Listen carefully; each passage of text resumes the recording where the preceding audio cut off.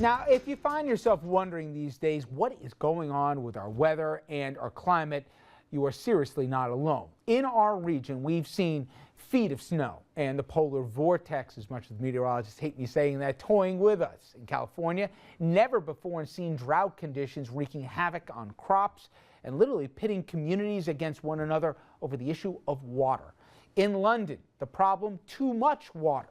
Flooding at historic levels in the Great Lakes here, now nearly 90% frozen over, approaching record levels of ice. Climate change is now such a factor in our weather, it may change the face of things that we take for granted, like, for example, even future Winter Olympics. A recent report determined of the 19 cities that have hosted the Winter Olympics, as few as 10 might be cold enough by mid-century to host them again.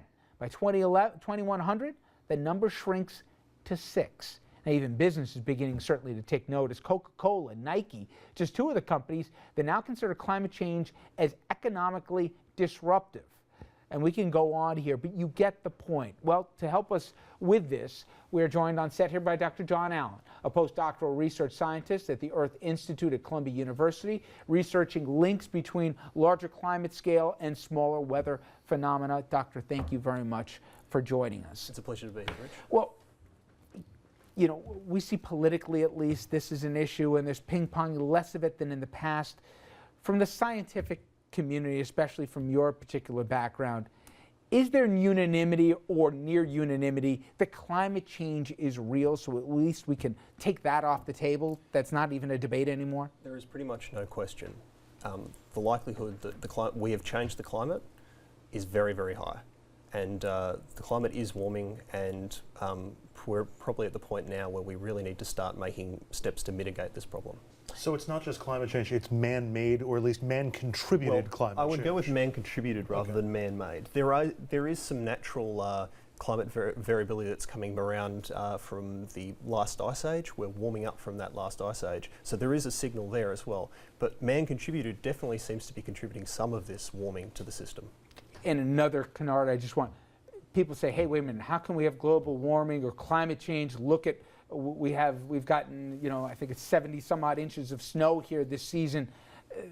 That does not in any way indicate that the heat wave or the warming of the world here is a thing of the past. Well, I mean, the fact is that this is not an unusual winter compared to the winters we saw in the early 1900s. This is not sort of something that's outlandish. The cold temperatures we've had, actually we're only a fraction below normal for January temperatures. I think about 7/100ths of a degree below normal for average temperature. We've also had, the snow we've had hasn't been the highest on record. It has been relatively high. I mean, Central Park had 51 inches this year.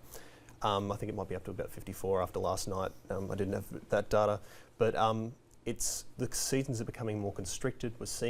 We are actually seeing less snow. I mean, the Hudson's frozen in parts this year, but that was a common thing back in the 90s.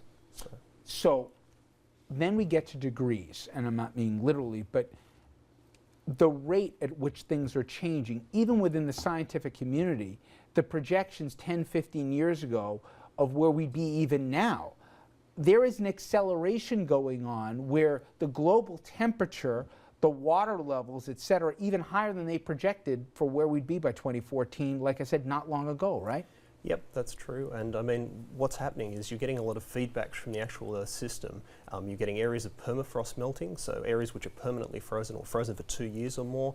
And these areas are melting, they're releasing things like methane or and other greenhouse gases that are contributing to the process. So it's speeding things up. The Arctic is warming at an incredible rate, and that's what partially contributing to the severe weather we've seen in this year. Now, we can just deal from an immediate level for us guys. We have seen, not just in Sandy, but the rate of flooding and water level rising and the consequences that it has on both communities with the immediate flooding and all the safety concerns, but also all the economic considerations that I hear all the time from local officials, county, statewide officials trying to figure out along the Jersey Shore, along the island coast, et cetera. Those things, they have to start factoring that in now. And when you plan them out, it's not just the New Orleans anymore or some of the port cities. We're seeing this in places that, frankly, are talking about, do we have to raise homes? It's a real conversation right now that people, not should think about, but they need to already be having as we speak, right?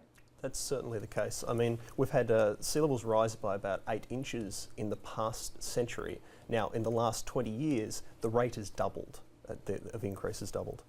And this is coming from things like thermal expansion. So when you heat water, it actually expands the space it takes up. The amount of ice that's melting from the Greenland, ice caps, that sort of thing. And also, you know, you've got some issues with land subsidence. So areas like the Netherlands, for instance, are actually sinking because of isostatic rebound. So when you've got an ice sheet over an area, it pushes the land down, which pushes the areas around it up. And so in the Netherlands, they've lost that ice sheet from the last ice age, and that's now actually causing them to sink. There's some similar things that happen in the United States as well. Now we'll bring it into our world, guys, where the realities are not only annually, but seasonally, it's causing real damage. So what do we do about it? It takes political courage, and we all know budgets have been tightened, and even, let's think even this storm. What do we hear here from people off camera that they don't want to admit? They're running out of salt, they're running out of sand, they're running out of budgetary abilities to even just get roads plowed as much as they'd like to, and they know their political futures depend on it. Now all of a sudden you're talking to people, major infrastructure projects to protect us from this, and that's where you get into political courage, and that's not in high demand either. Well, it's, you know, I'm glad that you started with the budgets and the bottom line, because it really is a game of follow the money in all of this. There are a number of industries that would have to see higher prices or reduced growth if they're going to be curtailing some of their practices for the benefit of the environment or to try to reduce the impact on climate change. There are a lot of moneyed interests behind that will influence the politics. No, we don't want these changes for one reason or another. Either they deny that the changes happen, or they'll say whatever we do won't make that much of a difference anyway. So that's one of the major stumbling blocks in all this. The other is, frankly, the cost. You're talking about a major infrastructure project. We can't even get new highways and bridges built in parts of this country. You really think we're ready for a massive clean air project? Well, let's talk about, Doctor, what we could do or should do, and put it with the context of if we don't, what could happen? Well, the bottom line is there are huge temperature increases predicted by 2100. Values that sort of like, you know, mean average temperatures going up by 6 degrees in the worst case scenarios. And those scenarios seem to be coming closer and closer to the fact. What we can do about it, well, the changes we need to that we need to make have to do a lot with emissions. I mean, we need to reduce emissions or find ways that we can mitigate the emissions situation we have. I mean, countries like China have got huge emissions. They're increasing the number of coal power plants at a rapid rate that's outstripping the rest of the world. Now, alternative energy sources, not just your wind power and those sort of things, but new technologies, things like the potential for fusion or anything else that comes up, need to be embraced and put into research so that we can actually start moving forward from where we are at the moment. Is it too late?